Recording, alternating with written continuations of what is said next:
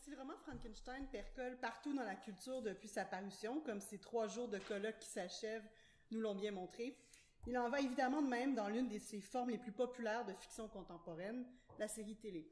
En 2018, j'ai proposé dans le cadre des séminaires narration contemporaine une réflexion plus formelle sur les épisodes autonomes, en tant qu'expérimentation formelle et narrative dans les séries hybrides des années 90, comme The X-Files et Buffy the Vampire Slayer. Cette présentation a mené un article dans la revue TV Series en 2019, dans lequel j'avançais que ces séries qui hybrident le feuilleton et la série, c'est en ça qu'elles sont hybrides, proposaient plusieurs épisodes autonomes au récit clos, donc l'épisode en soi, qui se démarquaient par leur caractère métafictionnel, expérimental et souvent ludique, mais aussi par l'idée de rupture. Parmi ces épisodes, on retrouvait ceux qui jouaient sur la transtextualité, notamment avec Frankenstein dans les 2 séries. Je voyais au départ ma communication d'aujourd'hui comme un prolongement de cette réflexion, un approfondissement de ce cas singulier qui sont les épisodes frankensteiniens. Si The X-Files et Buffy proposent des épisodes ainsi qui adaptent Frankenstein et qui sont autonomes, je me suis dit que les autres séries hybrides qui ont suivi avaient peut-être fait de même. Et c'est bien le cas. J'ai ainsi découvert 6 autres séries de plus, donc entre 2006 et 2017, sans compter les séries entièrement ou largement consacrées à Frankenstein comme Penny Dreadful, Once Upon a Time ou The Frankenstein Chronicles. J'ai donc eu envie de vous faire une proposition un peu particulière et m'intéresser à ces 8 épisodes tirés de 8 séries différentes et diffusés entre 97 et 2017, donc sur 20 ans. Évidemment, je ne pourrai les approfondir ni tellement théoriser, ce que je ferai plutôt à l'écrit, et je vais plutôt tenter de les utiliser pour réfléchir à la circulation et à la réutilisation des éléments du mythe frankensteinien aujourd'hui. Je vous présente très brièvement les épisodes. Il s'agit donc, en ordre de diffusion, de Some Assembly Required de Buffy the Vampire Slayer, dans lequel Buffy lutte contre un adolescent de son école qui a ressuscité son grand frère footballeur, puis a tenté de lui créer une fiancée. Ensuite, de Postmodern Prometheus de The X-Files, qui est probablement le plus célèbre des épisodes dont je parle, dans lequel Mulder et Scully enquêtent sur le père d'un généticien qui a élevé la créature difforme fabriquée par son fils et tente de lui créer une fiancée. Évidemment, ça résume très mal cet épisode-là, mais c'est la trame du récit. Mais je vais en reparler de toute façon. Ensuite, Frankenlaura de Niptok, où les chirurgiens plastiques Sean et Christian sont chargés de reconstituer des cadavres à partir d'un corps patchwork créé par un désaxé amoureux de sa sœur morte. Ensuite, Time is on my side de Supernatural, dans lequel on suit Sam et Dean, chasseurs de démons, qui découvrent un savant du 19e siècle toujours en vie grâce à des organes de remplacement volés sur ses victimes. Ensuite, les 4 autres, Marionnettes de Fringe, où une enquête d'Olivia, Peter et Walter qui aboutit à la découverte d'un savant fou qui a récupéré les organes transplantés d'une ballerine pour la ramener à la vie. There's No Place Like Home de Criminal Minds, où le FBI enquête sur un tueur en série qui sévit pendant des tornades, tentant de reconstituer symboliquement son grand frère démembré. Boy Parts, d'American Horror Story Coven, propose un rituel de ressuscitation du cadavre démembré et recousu d'un adolescent dans une morgue par 2 jeunes sorcières.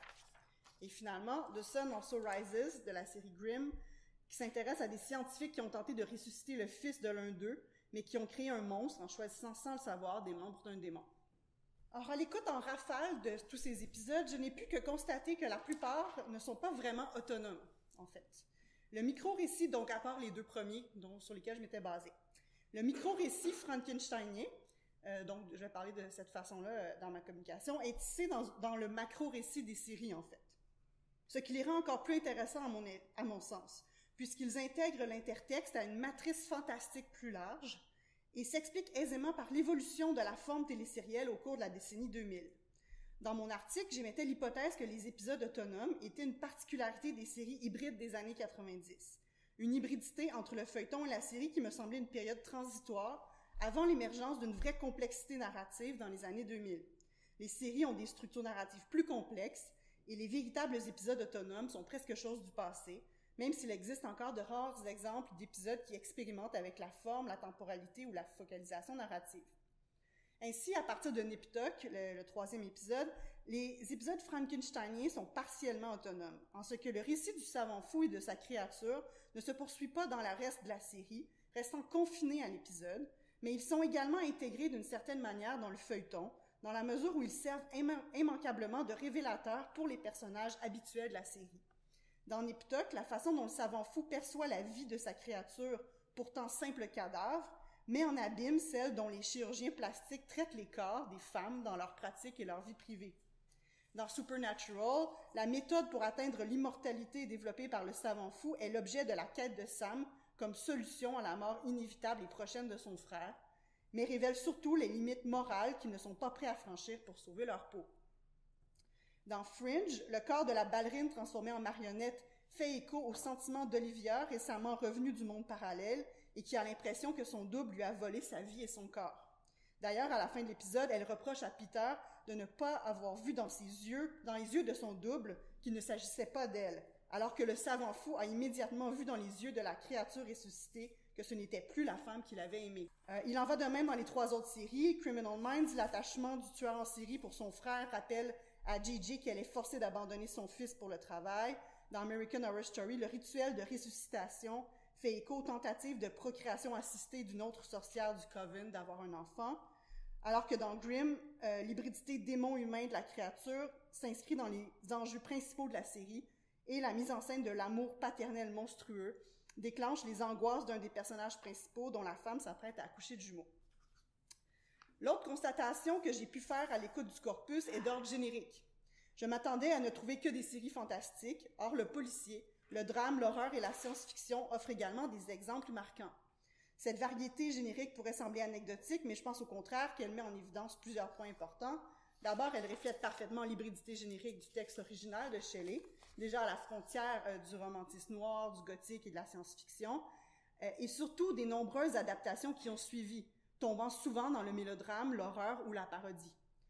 Ensuite, et de manière plus importante pour mon propos, le genre de la série influence grandement le paradigme dans lequel l'intertexte frankensteinien crée du sens et interagit avec le macro-récit. Les séries dramatiques ou policières, Niptok, Criminal Minds et The X-Files, se déroulent dans un paradigme réaliste et mobilisent donc Frankenstein de manière métaphorique et psychiatrique. En bref, les morts ne reviennent pas vraiment à la vie.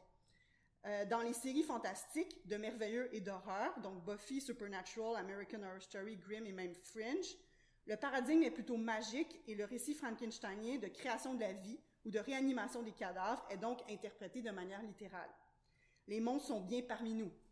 D'ailleurs, dans ces épisodes, issus de séries habituées aux innombrables monstres et manifestations surnaturelles, c'est toujours la science qui surprend, et non les monstres et non le surnaturel. It's not magic, it's science. Doit se défendre le savant fou qui apparaît comme une figure singulière, inattendue parmi tout un bestiaire de monstres. Cette confusion nous ramène d'ailleurs au roman et à Victor lui-même, obsédé autant par l'alchimie que par la biologie et la physique électrique. Aussi, dans ces séries, les savants fous et leurs créatures sont toujours d'abord pris pour un autre type de monstre, issu du fantastique, en fonction des traces de cadavres qu'ils laissent derrière eux. Ainsi, on les prend pour des vampires, des démons, des prêtres vaudous et leurs zombies, des tueurs en série fétichistes ou des cannibales, donc avant de les avoir rencontrés. À chaque fois, le récit prend la forme d'une enquête, et les hypothèses sont nombreuses avant d'en arriver à un savant fou et à sa créature. Cette particularité s'inscrit dans une transtextualité générique, ancrant les récits frankensteiniens dans un réseau plus large d'histoires de monstres gothiques ou d'horreur, plus ou moins liés au surnaturel, notamment grâce aux origines de Ghost Story, du roman, mais aussi de ses premières adaptations cinématographiques aux côtés des autres Universal Monsters, comme Dracula, le loup-garou, la créature du Black Lagoon. Ce déplacement éloigne les épisodes du cadre épistémique du roman, mais elle permet d'insister sur un autre aspect spécifique du récit de Shelley, les cadavres et leur fractionnement. Ce que ces monstres ont en commun n'est pas la science ou le surnaturel, c'est plutôt leur utilisation du corps humain réduit à sa pure matérialité, qu'il soit utilisé comme source vitale ou comme bloc de construction, drainé de son sang, démembré et dépouillé de ses organes vitaux. Par exemple, dans l'épisode de Supernatural, les victimes offrent au savant fou un réservoir d'organes de remplacement pour prolonger indéfiniment sa propre vie. Au-delà des figures, motifs et structures narratives sur lesquelles je vais revenir, qui évoquent le roman de Shelley et ses adaptations subséquentes et qu'il faut décoder, 2 éléments nous frappent d'emblée et déclenchent le processus herméneutique, les titres des épisodes et le nom des personnages. Certains titres annoncent de manière assez évidente l'intertexte à venir, créant ainsi un cadre interprétatif pour le spectateur et suscitant des attentes spécifiques chez lui. C'est le cas pour The X-Files avec The Postmodern Prometheus, qui évoque le sous-titre du roman de Shelley, mais annonce dès lors aussi les visées postmodernes des créateurs, mélangeant autant l'esthétique des films noirs des années 30, des freak shows, de la bande dessinée, des talk-shows télévisés des années 90 et la musique de Cher. L'autre exemple de référence directe est l'épisode de Nip Tuck qui s'intitule Frankenlaura, reprenant le modèle très courant du mot valise avec le nom de Frankenstein, comme l'a montré Jean-François au début du colloque. Évidemment, Laura est la créature et non le savant fou, reproduisant encore une fois le déplacement sémantique du créateur vers la créature amorcé dès les premières adaptations. Dans l'épisode, la seule évocation directe à Frankenstein est un jeu de mots douteux de l'un des deux chirurgiens plastiques qui fait référence à la créature qui n'est en fait qu'un cadavre rapiécé sans vie, en la nommant Frankengina Wagenstein, lorsqu'il trouve un jouet sexuel laissé dans son vagin par son créateur frère. Parmi les titres des autres épisodes, on peut dégager deux tendances, les jeux de mots plus ou moins enfantins ou euphémiques, par exemple Some Assembly Required, Marionnette ou Boy Parts, et ceux qui évoquent des œuvres qui n'ont rien à voir avec Frankenstein, enrichissant encore plus le réseau intertextuel mis en place. Pensons à The Sun Also Rises dans Grimm, qui évoque le roman éponyme d'Ernest Hemingway, donc sur la Lost Generation, ou à Supernatural et son épisode Time is on My Side, en référence à une chanson surtout connue dans son interprétation par les Rolling Stones. Le protagoniste de la chanson annonce qu'il a tout le temps devant lui et que « I'll always be around », comme le savant fou devenu immortel dans l'épisode et contrairement au personnage de Dean, dont la mort annoncée est imminente, tissant ainsi des liens, dès le titre, entre le micro-récit frankensteinien et le macro-récit de la série. De son côté, l'épisode de Criminal Minds fait plutôt référence au magicien d'Oz, donc puisqu'il s'intitule There's No Place Like Home. Ce lien entre Frankenstein et Wizard of Oz est tout à fait intéressant, l'un utilisant les éclairs et l'autre les tornades pour renverser les règles de la nature, mais aussi la magie du magicien d'Oz relève bien plus des mystifications du savant fou que des pouvoirs surnaturels, et la plupart des personnages de Wizard of Oz sont finalement des automates en quête de vie et d'humanité. La référence est également territoriale, puisque la série Criminal Minds est, comme The X-Files et Supernatural d'ailleurs, une exploration de l'ensemble du territoire américain et des pulsions les plus sombres, les mythes les plus destructeurs qui s'y terrent, donc ici le Kansas. Mais ils vont dans le cas spécifique de cet épisode-là. Puis il y a les noms. Dans aucun des épisodes du corpus, le savant fou n'est directement nommé Victor Frankenstein. Les noms choisis pour désigner le savant fou et sa créature sont parfois significatifs et transparents dans leur évocation du roman. Par exemple, dans The X-Files, il s'agit du docteur Polidori, marié à une certaine Elisabeth, et dans Grimm, c'est plutôt Victor Shelley. Mais parfois, l'intertexte est absent ou particulièrement crypté. En fait, on se prend à chercher à tout prix des liens, là où il y en a sans doute pas. Le savant et sa créature dans Buffy ont le nom de famille Epps, E-P-P-S. Il s'agirait-il d'une référence au phrénologue contemporain de Mary Shelley, John Epps, qui croisa le chemin de Lady Byron, ou plutôt à l'un des 4 joueurs de football professionnels qui portent ce nom de famille, puisque le personnage est un joueur de football vedette. Et Carl Spencer, la créature dans American Horror Story, est-ce une évocation d'Herbert Spencer, le père du darwinisme social? En fait, ce jeu de pistes herméneutiques autour du roman du savant fou et du titre des épisodes nous conduit aisément à la surinterprétation, à créer des liens là où il n'y en a pas forcément et s'inscrit dans une logique de réception propre aux communautés de fans en quête d'Easter eggs et de leur inventaire minutieux. Plutôt que d'opter pour des réseaux de signes parfaitement construits et cohérents qui viseraient une adaptation au sens propre, l'intertextualité frankensteinienne laisse des traces parfois évidentes, parfois incertaines, se fondant dans les récits et s'amalgamant avec toutes les autres références surabondantes typiques de la culture pop postmoderne. En fait, plutôt qu'aux théories de la transfictionnalité, qui ne s'appliquent pas tout à fait à mon avis ici, ou aux théories de l'intertextualité, qui ne me permettent pas vraiment d'observer comment le sens peut émerger de ces références, le mythe littéraire serait sans doute utile. J'ai plutôt envie de me tourner vers la théorie de la figure développée par Bertrand Gervais, d'autant qu'elle m'avait bien servi pour définir la façon dont les savants fous peuplent les textes dans ma thèse et que nous sommes bel et bien devant un prolongement de ce système sémiotique. Selon Bertrand, que je cite brièvement, la figure attire le sujet et en même temps lui résiste. Elle se présente comme une énigme et qui inquiète, car exigeant d'être résolue, et rassure parce qu'elle est déjà posée. La figure engage en ce sens l'imagination du sujet, qui dans un même mouvement capte l'objet et le définit tout entier, lui attribuant une signification, une fonction, voire un destin. La particularité de cette figure du savant fou, mais aussi celle de la créature, qui traverse les épisodes de mon corpus est que la signification que lui attribue le sujet est alimentée par deux sources. La première est interne aux œuvres, les traces, notamment les cadavres et les survivants amputés qui apparaissent partout, étant nombreuses. La seconde est de l'ordre de l'encyclopédie des lecteurs, et par lecteur, je veux parler autant des personnages d'enquêteurs dans les œuvres que des spectateurs de la série, qui connaissent Frankenstein et ses multiples adaptations et peuvent identifier un certain nombre de signes qui permettent d'ajouter une couche de signification et de symbolisme supplémentaire à la figure. Non seulement nous sommes face à un savant fou, avec tout ce que cela implique, mais en plus nous sommes face à un savant fou dans un monde post-Frankenstein, dont le statut quasi mythique oriente forcément l'interprétation. Cette stratégie sémiotique qui dépasse la simple intertextualité rend d'ailleurs possible la greffe de fiction, d'une certaine façon, dans des séries qui ont déjà leur mythologie propre, leur réseau de personnages, leur macro-récits, leur matrice. D'ailleurs, les structures narratives des épisodes en disent assez long sur leur rapport au roman, aux autres fictions et à leur propre macrostructure. Par exemple, un des aspects les moins souvent adaptés du roman de Shelley, à l'exception du film de Kenneth Branagh, dont on a déjà parlé abondamment, est le récit cadre épistolaire dans lequel Walton raconte sa découverte de Victor Frankenstein avant qu'il ne prenne la parole et raconte sa propre histoire, qui est éventuellement interrompue par le monstre lui-même qui raconte sa propre version.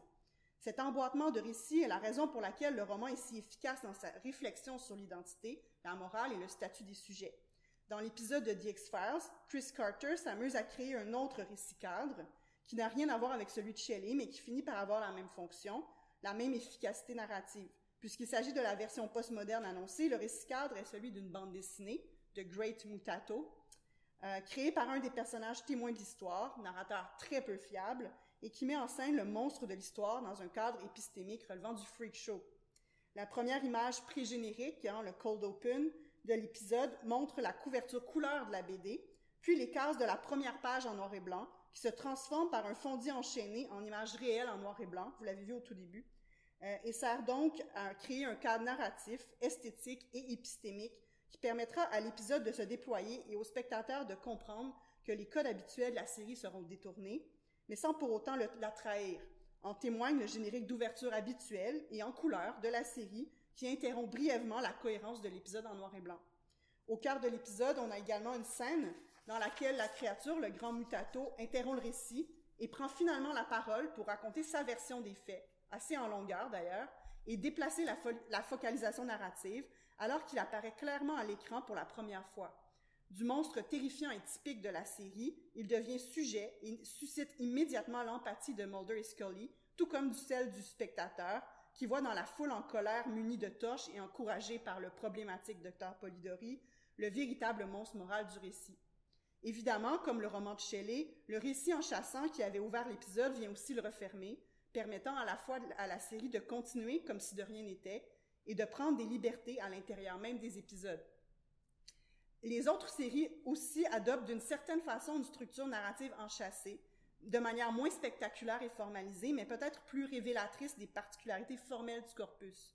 C'est que les récits de création ou de reconstitution de cadavres est enchâssé non pas par la lettre d'un explorateur, mais par le macro-récit de la série elle-même. Avant de découvrir un avatar de Frankenstein, on entre généralement dans l'épisode en suivant la matrice habituelle de la série en particulier. Dans Buffy, c'est Buffy elle-même qui patrouille dans le cimetière comme à chaque jour, rejoint par Angel, puis lorsqu'elle est confrontée à la situation inhabituelle d'un pillage de tombe, elle se rend à la bibliothèque de son école secondaire pour consulter son mentor et ses amis, les livres anciens et Internet. De même dans les autres séries, dans Neptutok, il s'agit d'une consultation auprès du duo de chirurgiens plastiques. Dans American Horror Story, de la vie quotidienne du Coven et des sorcières de la Nouvelle-Orléans, etc., etc. On étudie en général, moi y compris, depuis les travaux de Jason Mittel, les séries contemporaines comme étant d'une grande complexité narrative. Les récits épisodiques, saisonniers et sériels s'entrecoupant constamment, mais je pense que l'étude d'un cas singulier comme celui-ci permet d'établir une analogie avec les études narratologiques romanesques plus classiques. À l'échelle de l'épisode, l'enchâssement des récits et leur enchevêtrement fonctionnent définitivement de manière analogue à celui que l'on voit dans des romans comme Frankenstein, tant sur le plan de la prise de la parole et de la focalisation narrative que sur les ruptures formelles et les échos que les récits des uns provoquent chez les autres. Et ce, même si le format audiovisuel impose une caméra au moins en apparence objective. Si Walton voit dans la narration de Victor des échos de ses propres pulsions épistémiques et agissements problématiques, Et si Victor voit dans le récit de sa créature un reflet de ses propres angoisses morales et de ses regrets, les séries fonctionnent de même. À l'exception de American Horror Story, dans lequel le savant fou correspond aux personnages principaux de la série, féminin de surcroît, l'expérience de création est d'abord découverte par les personnages de la série avant d'être montrée, grâce à des caméras de surveillance par exemple, dans Grimm, ou racontée par le savant fou, la créature que l'on interroge pour faire avancer l'enquête. C'est que contrairement au roman dans lequel Victor Frankenstein prend la parole volontairement pour prévenir un collègue des dangers de l'hubris, les savants fous et leurs créatures dans les séries sont d'abord et avant tout des suspects ou des accusés, parfois des spécialistes consultés ou des victimes. Une des raisons principales de ce déplacement est la structure policière de la plupart des épisodes, même les plus fantastiques, la présence du savant fou se déployant sous forme d'enquête policière. Le savant fou est donc l'antagoniste à découvrir et identifier, et sert de quête et de révélateur à l'épisode. Or, ces nombreux récits policiers, conduisant à la révélation d'un couple frankensteinien, ils nous ramènent à la question identitaire au cœur des romans policiers et du roman de Shelley. Avant de conclure, j'aimerais faire un tour des nombreux signes qui traversent les épisodes de mon corpus et contribuent à alimenter cette figure du savant fou frankensteinien. Ceux-ci peuvent être des personnages, des traits, des motifs, des lieux, des objets, des effets de mise en scène, qui ont tous en commun d'être très spécifiques et aisément repérables. La plupart du temps, leur signification n'est que, ou surtout référentielle, en bref, leur fonction est de rappeler Frankenstein ou l'une de ses adaptations. La plupart de ces éléments mériteraient des analyses en soi, mais je vais me limiter aujourd'hui à un inventaire un peu sommaire. D'abord, les lieux liés à la mort, comme le cimetière et la morgue, sont omniprésents. Par exemple, l'épisode de Buffy sauve dans le cimetière, comme d'ailleurs la plupart des épisodes de la série. Le cimetière apparaît également dans Grimm, de même que le funérarium, qui joue un rôle central dans l'épisode. D'autre part, la morgue est un lieu important dans 3 épisodes. Ensuite, le laboratoire isolé du savant fou est souvent dans un sous-sol de maison, mal éclairé, avec une civière au centre, un corps que l'on devine sous un drap blanc, des schémas anatomiques décorant les murs. Donc, c'est le cas dans 4 séries. Ce type de laboratoire est sans doute le plus près du roman original et est immanquablement découvert par les personnages qui enquêtent dans la série en descendant craintivement et lentement les escaliers menant au sous-sol, dans lequel des ondes d'ombre restent ou parfois se terre la créature. Sinon, il s'agit de laboratoires institutionnels, souvent universitaires, c'est le cas dans 2 séries, ce qui inscrit dans une évolution et une institutionnalisation du savant fou. Finalement, la création a parfois lieu directement à la morgue, dans 2 séries, ou dans un vieux camping-car évoquant Breaking Bad, dans Criminal Minds. Puis le meurtre est introduit souvent pour accomplir l'expérience. Donc, contrairement au roman, les savants fous tuent pour accomplir, donc par manque de cadavres frais en général, mais ce motif était déjà présent dans nombreuses adaptations filmiques. Le créateur de monstres évoque souvent davantage la figure du tueur en série que celle du savant fou, puisqu'ils sont rarement des scientifiques et on les identifie par la traînée de cadavres qu'ils laissent derrière eux. Dans Fringe, les victimes, parfois toujours vivantes, sont celles qui avaient reçu des dons d'organes de la femme ensuite ressuscitée. Dans Supernatural, le savant fou, créature, donc c'est la même personne, récolte également les organes spécifiques de remplacement dont il a besoin et laisse parfois ses victimes en vie. Aussi, plusieurs épisodes débutent par la découverte de fragments de cadavres ou les cadavres manquants des membres trouvés dans l'espace public, comme autant de signes. Cette exhibition des cadavres et ces pistes laissées derrière eux éloignent également du roman et nous rapprochent davantage de Dracula. Un autre élément récurrent est l'éclairage dramatique et la contre-plongée radicale inspirée des films expressionnistes allemands qui annoncent le savant fou, alors que la créature émerge, elle, presque toujours de la pénombre et s'avance doucement dans la lumière. Sinon, la créature est révélée brutalement en pleine lumière. Aussi, contrairement au roman, les créatures ont souvent des noms, ceux de personnages décédés et aimés, parce qu'ils sont créés avec l'ambition de faire revivre quelqu'un et non celle de créer un nouvel être. Donc, c'est logique qu'il y ait des noms de personnes vivantes, anciennement vivantes. Donc, la question du sujet est plus ou moins évacuée, mais les questions de la persistance de l'identité au-delà de la mort et du deuil le sont largement. Sur le plan physique, presque toutes les créatures ont des sutures très apparentes et des organes et des membres disparates. La seule exception sur les 8 est The X-Files, puisqu'il s'agit de création par manipulation génétique. En fait, c'est assez surprenant que la chirurgie et la reconstitution de cadavres par fragments soient aussi dominantes et que la génétique soit aussi absente. Il semblerait qu'il s'agit d'un trope quasi inévitable du genre. Je pense que la dérive vers le monstre d'horreur, le tueur en série et le fantastique explique en partie cela. Mais il y a aussi que la génétique ne déclenche pas pour le moment une peur aussi viscérale que celle du cadavre fragmenté, qui demeure une peur qui émerge de l'inconscient, contrairement à celle de la génétique. Une autre question assez importante dans le corpus est celle du genre et du corps féminin. 2 épisodes racontent la création d'une créature femelle comme fiancée d'une première créature même, mâles, donc comme dans le roman, donc Buffy et The X-Files, ce qui reprend évidemment le récit original, mais soulève des enjeux de genre assez problématiques dans le nouveau contexte d'énonciation, évidemment. D'ailleurs, dans l'épisode de Buffy, comme dans le film Weird Science, les images de magazines féminins sont découpées et servent de modèle à la création d'une fiancée. C'est donc le corps médiatisé, objectifié, idéalisé, fragmentable et sursexualisé des femmes qui servent de modèle. Autrement, dans Fringe et Nip Tuck, il y a une seule créature et c'est une femme, dont le cadavre est approprié par des hommes possessifs et obsédés sexuellement et émotionnellement, au point de vouloir les contrôler dans la mort et les forcer à revivre pour eux. Dans ces deux cas, il semble évident que ces femmes n'avaient aucun sentiment réciproque et parfois même pas de relation, et qu'il s'agit d'une forme de prédation particulièrement troublante et violente. Les séries ne vont pas très loin dans la critique, mais elles le font tout de même. Enfin, dans American Horror Story, on assiste à un renversement complet des genres, puisque le rôle du savant fou est occupé par deux jeunes femmes, même des adolescentes, qui ressuscitent un jeune homme avec qui l'une d'elles avait effectivement une relation. Elles choisissent d'ailleurs les membres les plus attrayants trouvés à la morgue pour le reconstituer. Dans la suite de la saison, ils forment d'ailleurs un ménage à trois assez troublant. D'ailleurs, il y a quelques exemples de duos de savants fous, un motif qui vient des films plutôt que du roman de Shelley, dans lequel la solitude de Victor était centrale. C'est le cas dans Buffy, American Horror Story, et jusqu'à un certain point dans X-Files. Dans Grimm, c'est plutôt une équipe de scientifiques, donc ce qui est intéressant parce que c'est la dernière. Finalement, mais il y en aurait bien d'autres, une autre récurrence est la mort de la créature par le feu. Ce motif répond autant à la version romanesque, dans laquelle la créature annonce qu'elle se suicidera en s'immolant sur un bûcher funéraire, que dans la version cinématographique où la foule en colère détruit la créature avec des torches.